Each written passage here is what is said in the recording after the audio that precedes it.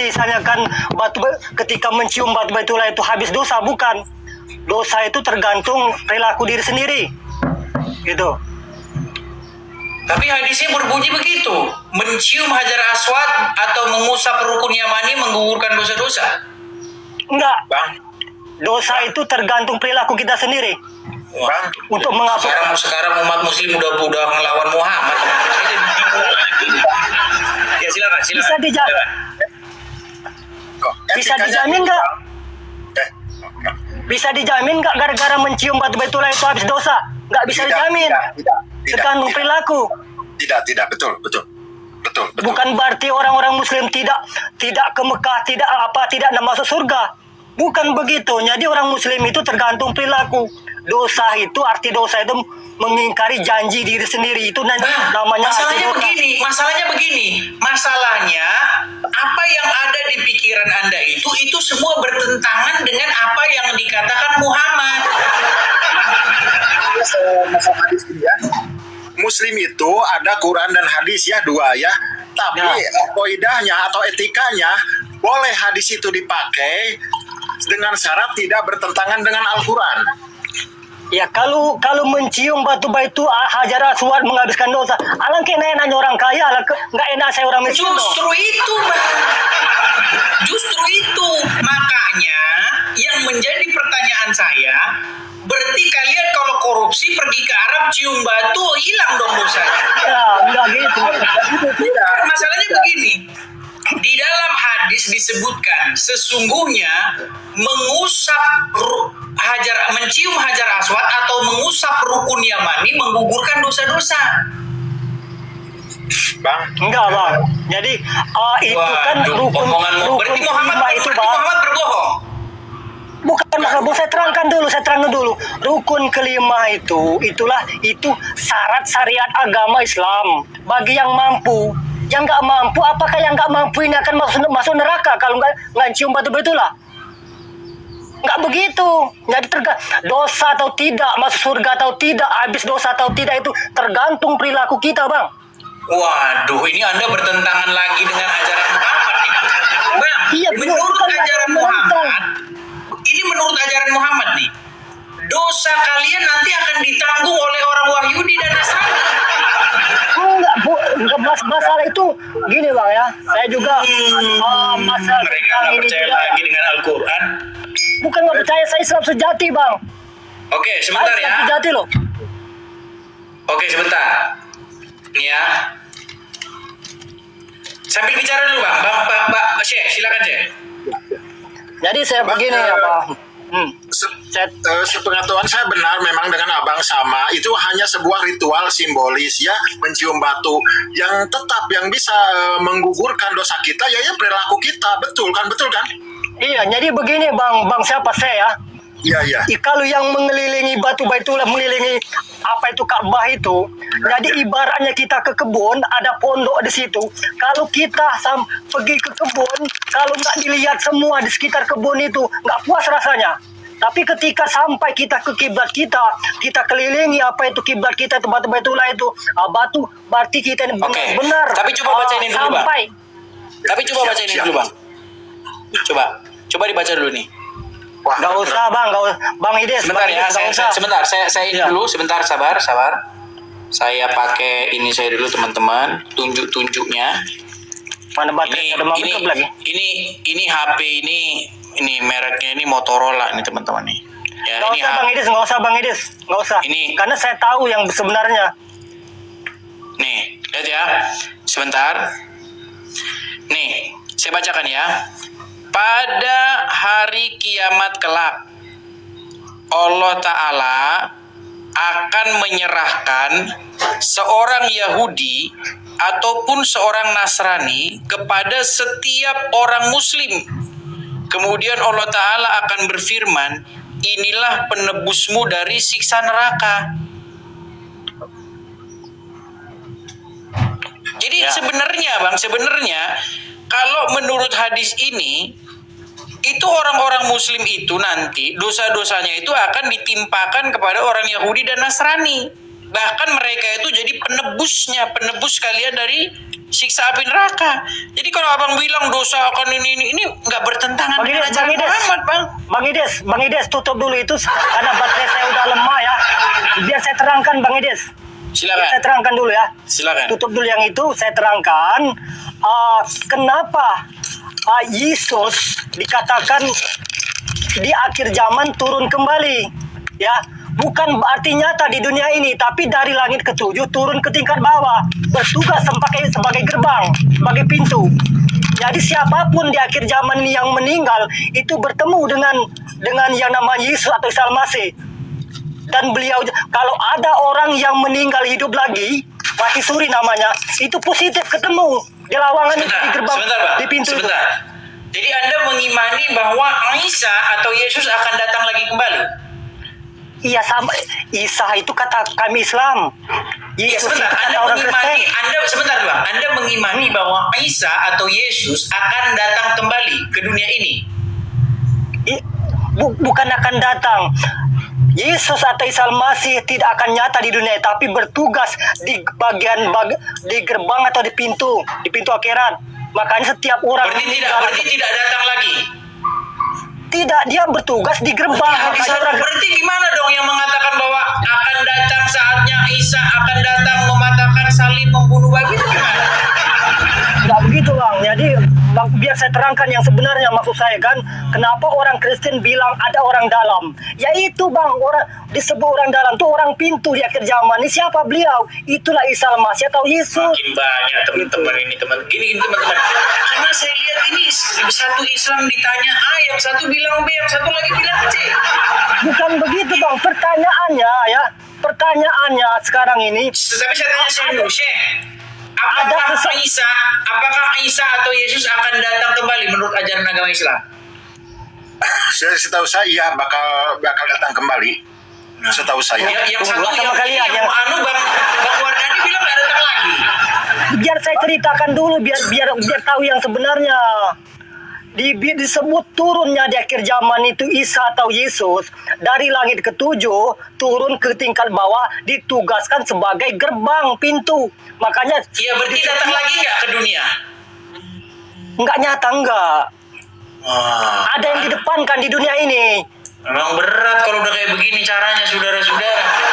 Iya. Ini semakin jelaslah bahwa Al-Quran kitab yang menjelaskan, saking jelasnya dua orang Islam pendapatnya ada empat. Ini gimana nih? Ya yang makanya saya ceritakan dulu biar jangan dipotong dulu kan, maksud saya kan seperti itu kan.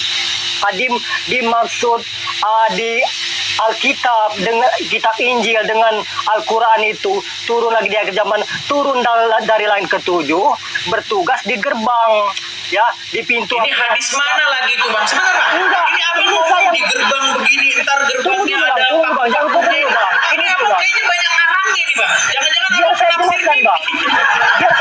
Bang. Makanya itu setiap orang yang mati suri pasti ketemu dengan beliau. Pasti ketemu. Tambah. Bro, gimana kira-kira? Bisa ditelepon dulu? Apakah nampak-nampaknya ini ada? Sebentar, sabar Bang ya. Kadang-kadang saya bercanda Bang. Bisa jadi ada pasien yang Enggak, Bang. kemarin dokter nggak berhitung. Enggak, Bang. Pasien dua. Ya, mungkin ada yang Karena saya sabar dulu Bang. Biar saya Bang. tanya dulu Rijal Motor. Bro Rijal Motor, saya tanya sama ini Syekh Al-Banjari, katanya Isa akan datang atau Yesus akan datang. Terus menurut Bang Wardani katanya Isa datang tapi cuma nyantol aja di jendela langit katanya. Apa itu? Terus menurut agama Islam sebenarnya Rijal, Isa atau Yesus akan datang? Des. Nggak kau simak lagi, Des, aku bilang. Kau ketawa lah kau dulu. Saya udah bosan. Saya udah bosan sekarang. Coba, menurut agama Islam, Isa akan datang lagi nggak? Orang-orang yang pintar, orang-orang yang mempunyai akal dan mempunyai otak dan pikiran, maka dia tidak akan bertanya kepada burung bangau cara berburu. Begitu, Des. Maka tanyakanlah sesuatu itu kepada. Jadi Isa akan datang lagi nggak, Rizal? Buset, ini ternyata pasien yang lepas nih Rizal. Sebentar, saya turunkan dulu Rizal nih, pasien lepas nih Rizal nih. Aduh, kirain dia dokternya, ternyata dia pasien. Saudara-saudara. Jadi begitu Bang Ides, saya terangkan, saya kan Islam, Bang Ides orang apa Nasrani atau Kristen ya. Jadi kita tunggu aja sampai kiamat apakah turun apa enggak nyata apa enggak di dunia. Tapi Kita penjelasan perlu saya secara sampai kiamat, Bang. begitu. Kita kan perlu mengadakan di sini dialog interaktif. Kita gunakan akal, pikiran, nalar kita. Makanya ada satu jargon yang saya katakan iman yang bernalar. Begitu loh Bang, iman yang bernalar bukan iman buta Bang. Saya nggak suka iman yang buta itu. Ya, Tapi sekarang iman begini. yang bernalar. Sebentar dulu. Sekarang sebentar. begini Bang, ya, saya ngomong dulu. Kenapa Aja. orang Kristen bilang tenang aja, orang Kristen punya orang dalam. Siapa orang dalam itu? Orang dalam maksudnya gimana? Ya itulah yang di pintu itu Yesus atau Isa Al-Masih itu, Bang. Orang dalam maksudnya gimana sih Bang? Iya, saya pernah juga lihat apa ceramah-ceramah apa orang-orang Kristen tuh ceramah apa namanya itu. Tenang, orang Kristen ada orang dalam. Ya itu orang pintu Bang di akhir zaman ini bertugas di gerbang itu. Yang ditanyakan bukan itu Bang, yang ditanyakan apakah Isa itu akan datang. Coba kita undang satu muslim lagi ya. Kita undang satu muslim lagi. Ada Enyeme Store. Oke, Enyeme. Kalau turun, Bang, Sebentar, Bang, kalau sabar, Bang. turun, Kita undang dulu muslim kalau yang saya lain, turun ya. sendiri baterai saya ngedrop ya karena saya di gunung ini susah ngecas ya. Oke.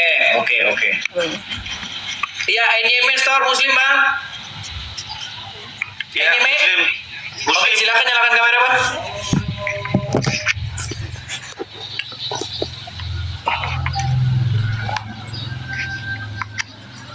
Halo? Ya, halo. Oke, Enyeme Store. Ini kamera Anda kemana? Oh ya, Ya. gimana? Menurut agama Islam itu sebenarnya Isa itu akan datang kembali nggak? Datang pasti. Oh, yang satu bilang datang, yang satu bilang nggak datang. Nggak datang secara nyata, Datang nanti untuk menjelaskan kepada umat yang ada di seluruh dunia bahwa yang patut disembah hanyalah Allah. Tuh kan? Yang satu ngomong ngarang, yang satu ngomong berhalusinasi, yang satu ngomong Enggak, saya terangkan dulu. makin nampak Datangnya apa kejelasan secara agama Islam. nyata, apa secara nyata, apa secara gaib. Karena kalau dibilang turun, udah lama turun Isa Al-Masih, tapi tidak nyata, gitu.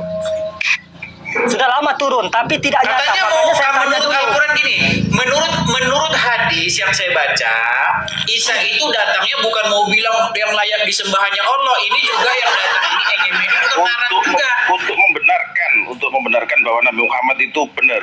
Gak ada gitu, salah. Ada. Seperti itu. Hadisnya bunyinya Isa itu akan datang satu untuk mematahkan salib, dua untuk membunuh babi, yang ketiga untuk membebaskan membebaskan masyarakat dari pajak. Lalu, Itu Nanti di akhir zaman lu ngarang Nabi semua Isa akan kalian menjadi ini. enggak, imam bagi ini seluruh Ides. umat muslim. Ada yang terakhir Bang Ides. Untuk mencapai ke tingkat kesempurnaan, arti kata Berarti Isa akan datang. kalau yang terakhir untuk Ini yang satu mencapai ini makin kesempurnaan. makin pusing saya.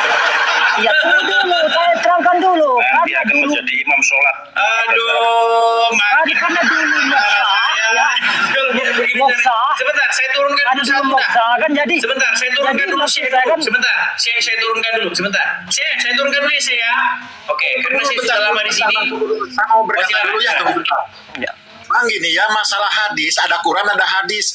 Hadis itu seluruh hadis, kalau nggak salah ada 132.542. Hadis itu boleh diterima asal tidak bertentangan dengan Quran. Abang mengerti nggak? Itu boleh diterima dari 132.450. Di mana itu ayatnya yang bilang hadis boleh diterima kalau tidak bertentangan dengan Quran? Ayatnya mana? Ini orang Muslim saya lihat tukang ngarang loh. Kenapa? Semuanya ngarang gitu. Kenapa?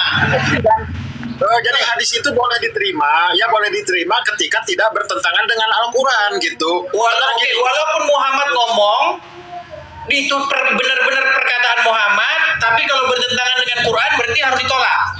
Ya jelas. Karena kan yang qat'i itu, yang paten itu Quran. Contoh gini, ada nggak di Quran yang menghapus dosa selain Allah? Seperti batu, nggak ada kan? Itu hanya hadis ya. Dan perlu diketahui, hadis itu ditulisnya 200 tahun setelah baginda Nabi Muhammad meninggal. Ya, era Berarti intinya Anda mau mengatakan bahwa hadis itu hanyalah berisi akal-akalan gitu ya? bisa jadi. Tuh makin ngeri lagi. Hadis. Ini Bang, hadis ditulis 200 tahun ketika baginda Nabi Muhammad SAW meninggal.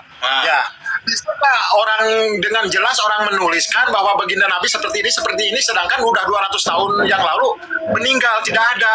Itu logikanya ke situ Nah ya. itu kan yang tambahan itu kan ada Imam Syafi'i, Imam Al-Bukhari, itu kan ada tambahan juga gitu. Oke, menurut Anda motivasi mereka membuat hadis-hadis itu apa?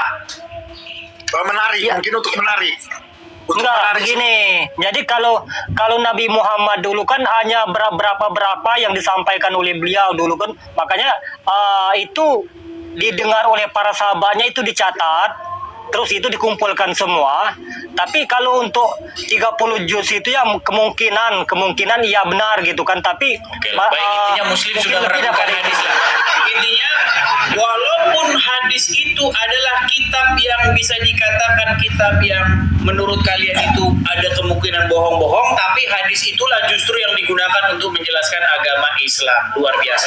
Oke, saya turunkan dulu ya saya, karena saya sudah lebih awal biar kita kasih kesempatan kepada Muslim yang lain. Nah ini tadi ada mau menyampaikan sesuatu. Oke, sabar dulu ya Wardani ya, kita kasih kesempatan dulu.